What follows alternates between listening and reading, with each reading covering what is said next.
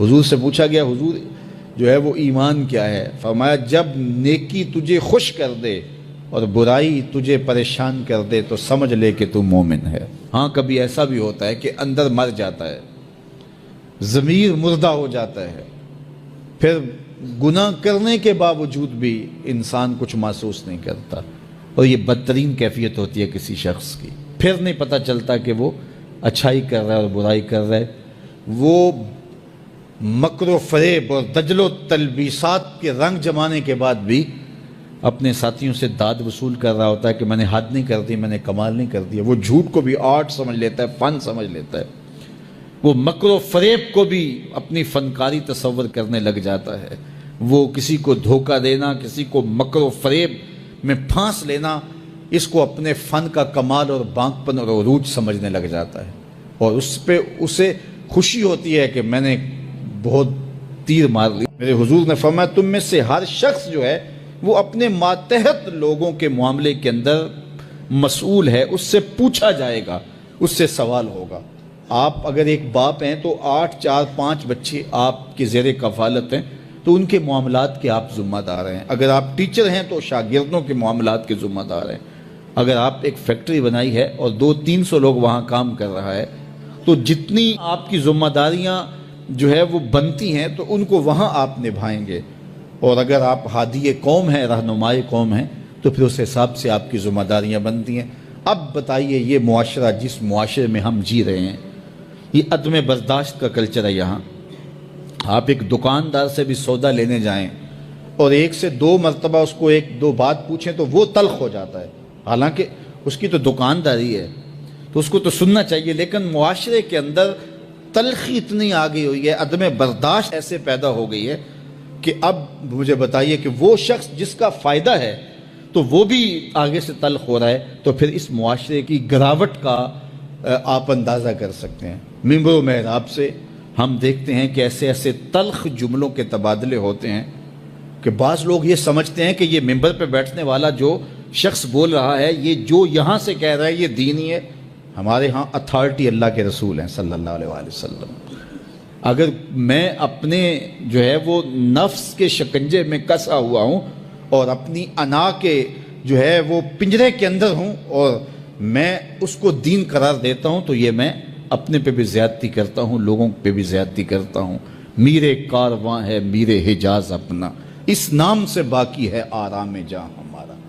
تو ہمارے لیے وہ سند ہے۔ تو اگر میں بھی یہاں اپنی گفتگو کو اس انداز سے مرتب کروں کہ اس سے معاشرے کے اندر بد اخلاقی کی نمو ہو، تو پھر مجھے بتائیے گا کہ آپ خیر کہاں سے تلاش کریں گے؟ چوں کفر از خانہ کعبہ برخیزت کجا مان مسلمانی۔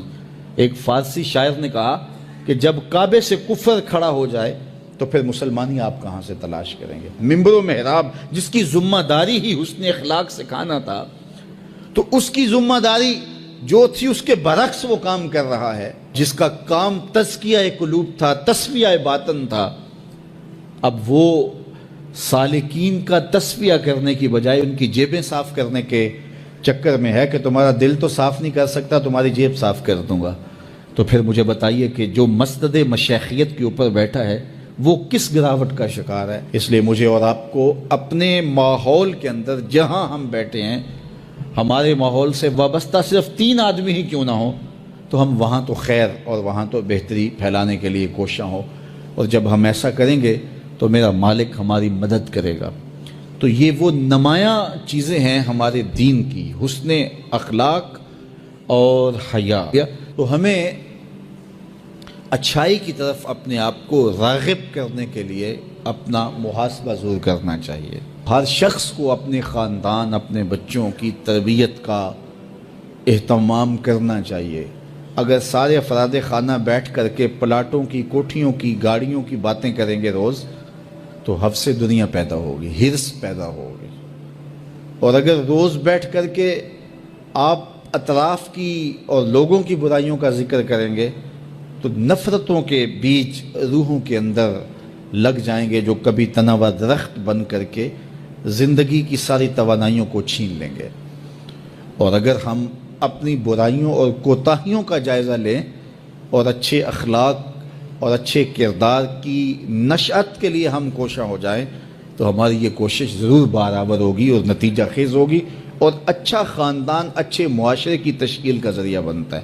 فرد سے خاندان بنتا ہے، خاندان سے پھر معاشرہ بنتا ہے، اور اچھے معاشرے پھر آگے کوئی کارہائے نمایاں سر انجام دے سکتے ہیں۔ تو دور موجود کے اندر جہاں ہم اپنے ہمسایوں سے، رشتہ داروں سے، اپنے ملنے والوں سے، معاشرے میں، چلتے ہوئے بازار میں، گزرگاہوں میں لوگوں کے ساتھ رویے، تلخ جملے اور جو ہمارا انداز تکلم ہوتا ہے، یہ ہمارا دین کیا کوئی بھی صائب معاشرہ اس کی اجازت نہیں دیتا۔ اس لیے ہم خوبصورتی کو اپنا شعار زندگی بنائیں اور اپنے رویوں میں جمال پیدا کریں، رویوں میں خوبصورتی پیدا کریں، تاکہ ہماری بولی روحوں کے اندر اترے اور من میں روشنیوں کا ساماں کرے۔ عدم برداشت کے کلچر کو ختم کر کے برداشت کے ماحول کو پیدا کریں، حیا باختگی کے ماحول کی بجائے حیا کی کوپلیں پھوٹیں، اور آنکھوں میں، رویوں میں، انداز تکلم میں اور انسان کے دیگر امور زندگی کے اندر حیا اور خوبصورتی کے لہجے پیدا ہوں۔